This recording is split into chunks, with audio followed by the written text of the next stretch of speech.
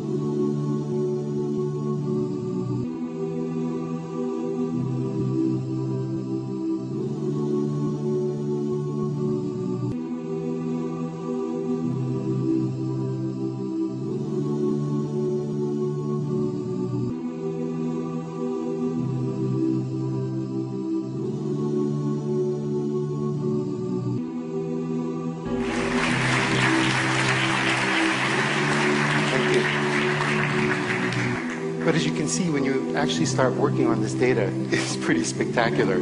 And as we kept on scanning more and more, working on this project, looking at these two simple cells that had this kind of unbelievable machinery that will become the magic of you. And as we kept on working on this data, looking at small clusters of the body, these little, pieces of tissue that were the trophoblast coming off of the blastocyst, all of a sudden burrowing itself into the side of the uterus, saying, I'm here to stay. All of a sudden having a conversation of communications, the estrogens, the progesterones, saying, I'm here to stay.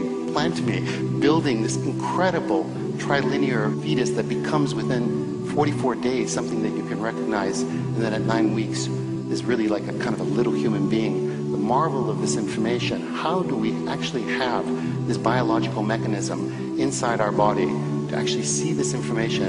I'm going to show you something pretty unique. Here's a human heart at 25. It's just basically 2 strands. And like this magnificent origami, cells are developing at 1 million cells per second at 4 weeks as it's just folding on itself. Within 5 weeks you can start to see the early atrium and the early ventricles.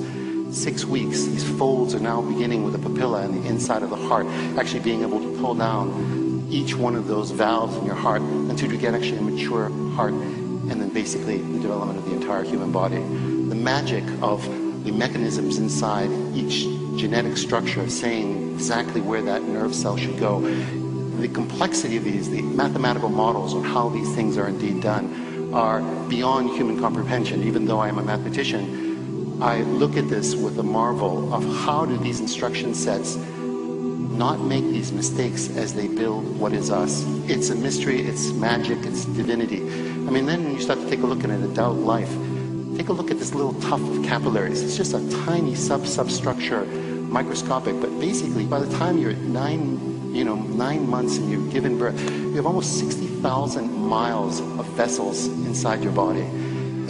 And only 1 mile is visible, 59,999 miles that are basically bringing nutrients and taking waste away. The complexity of building that within a single system is again beyond any comprehension of any existing mathematics today.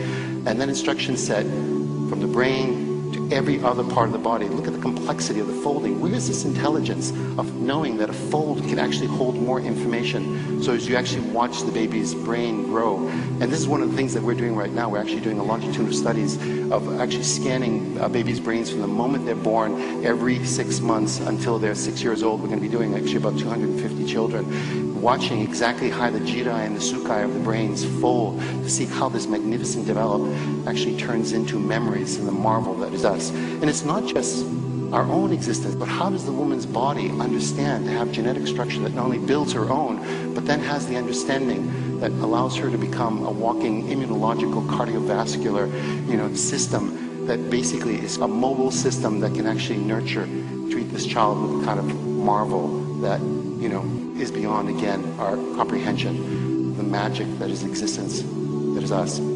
Thank you.